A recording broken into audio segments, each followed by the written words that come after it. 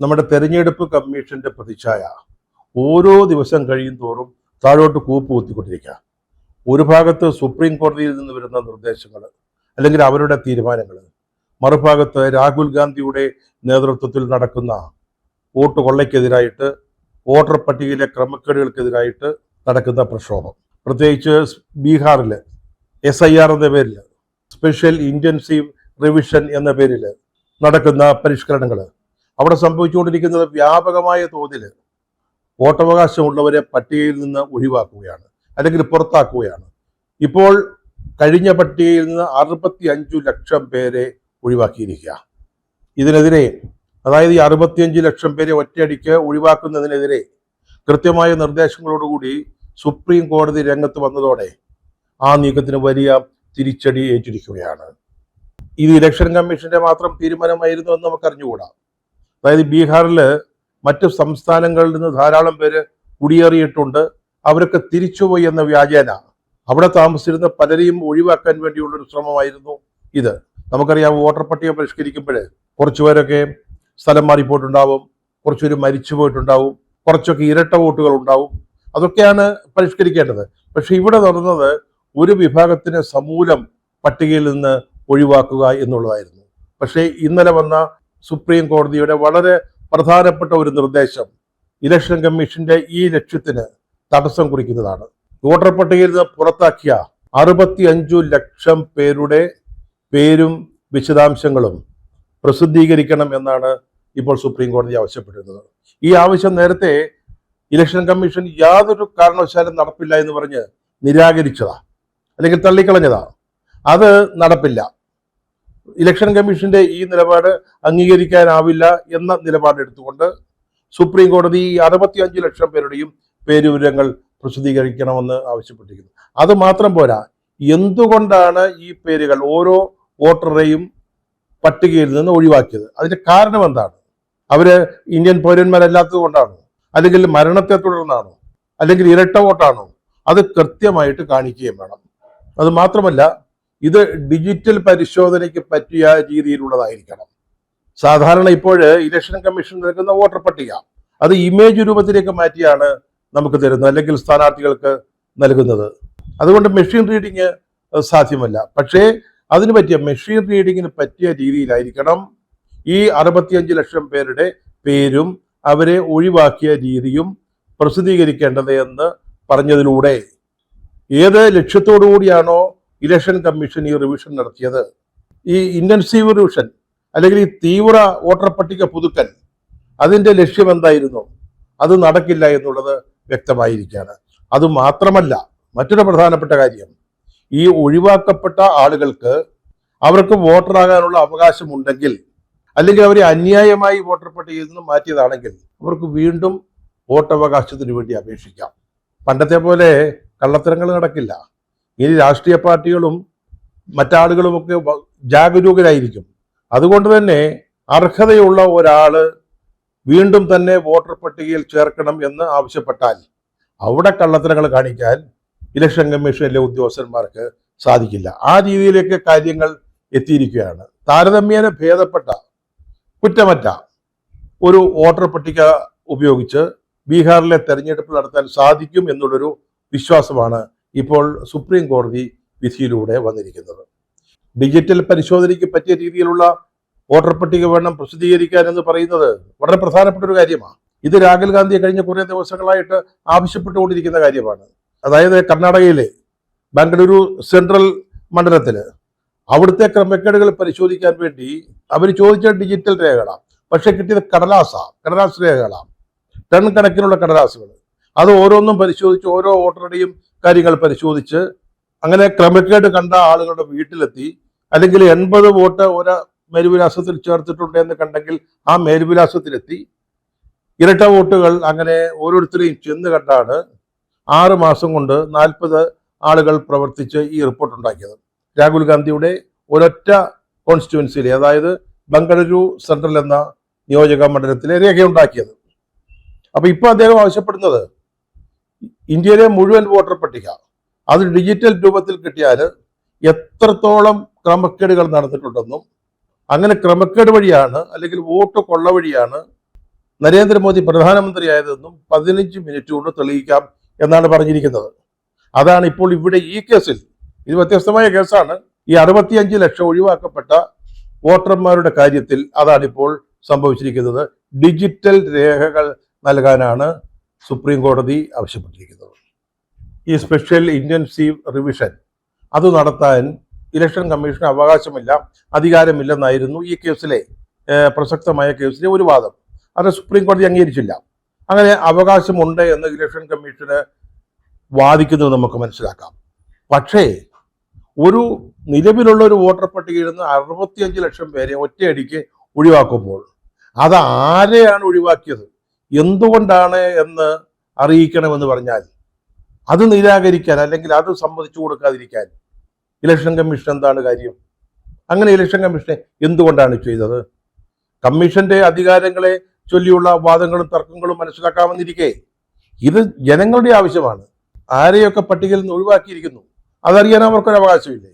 അതെന്തുകൊണ്ടായിരിക്കാം അതിനെ എതിർത്തത്? അതിശക്തമായിട്ട് തന്നെ കട്ടുപിടുത്തം തന്നെ പിടിച്ചു ഇലക്ഷൻ കമ്മീഷൻ സുപ്രീം കോടതിയിൽ.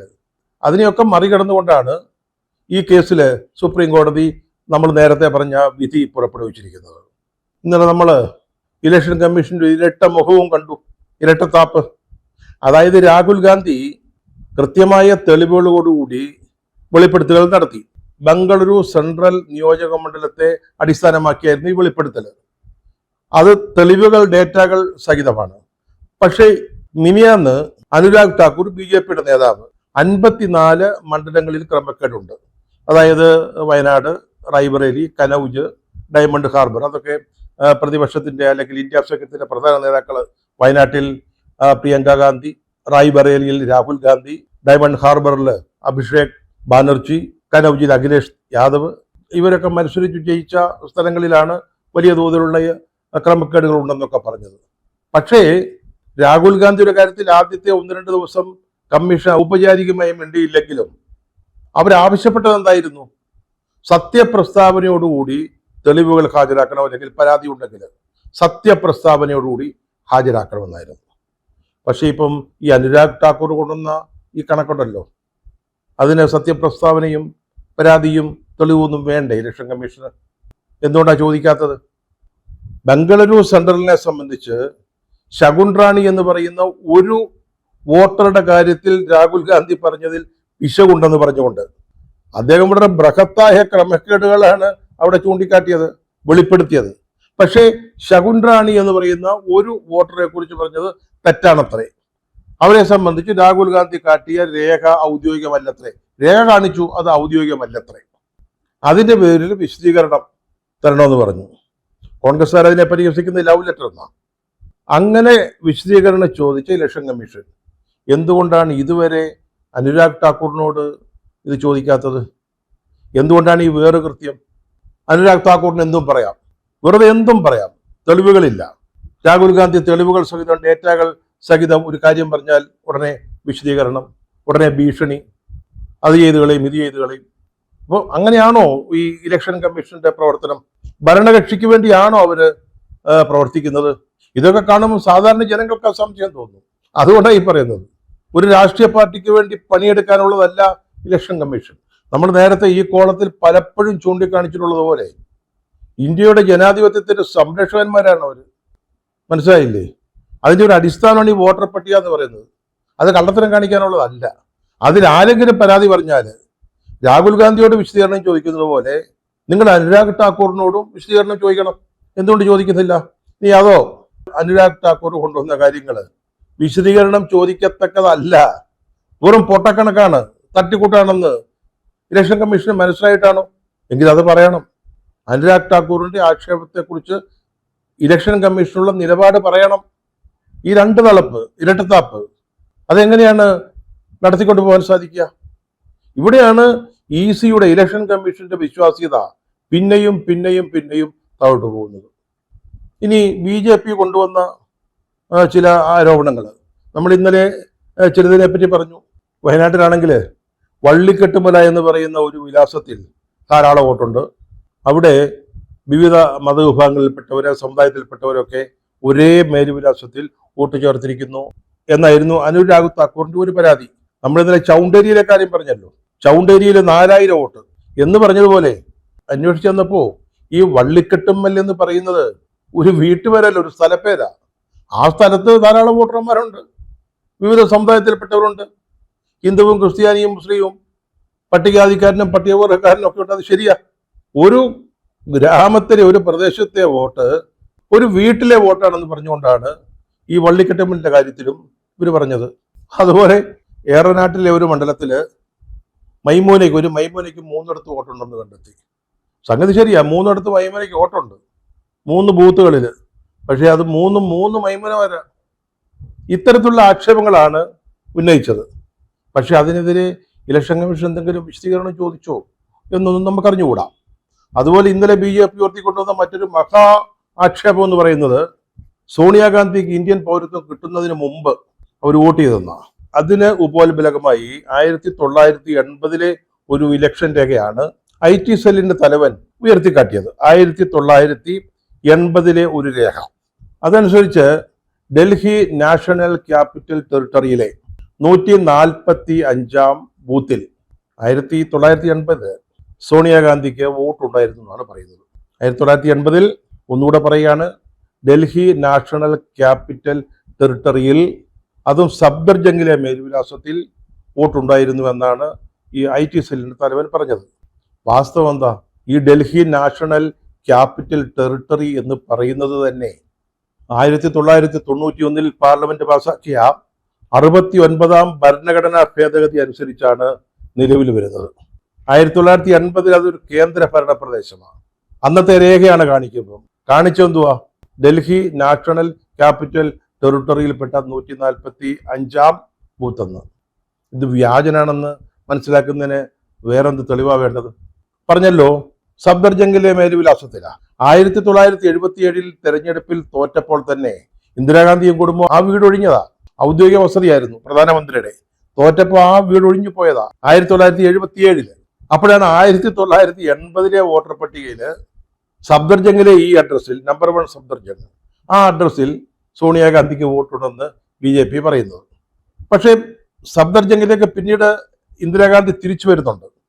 അത് 1980 ജനുവരി 14 നോട്ട് ചെയ്യണം, ജനുവരി 14. പക്ഷേ ഈ IT സെൽ മേധാവി കാണിച്ച രേഖയിൽ ഡേറ്റ് എന്നാണ്? 1980 ജനുവരി 1. അത് കഴിഞ്ഞ് 14 ദിവസമാണ് ഇന്ദിരാഗാന്ധിയും കുടുംബവും ഈ വീട്ടിലേക്ക് വീണ്ടും വരുന്നത്. അതുവരെ അവര് വെല്ലിംഗ്ടൺ ക്രസന്റ് റോഡിലെ 12ാം നമ്പർ വസതിയിലാണ് താമസിച്ചിരുന്നത്. ഇതൊന്നും മനസ്സിലാക്കാതെയാണ് ഇത്തരത്തിലുള്ള ആരോപണങ്ങൾ ഉന്നയിക്കുന്നത്. ഇതൊരു വ്യാജരേഖയാണെന്നാണ് കോൺഗ്രസ് പറയുന്നത്.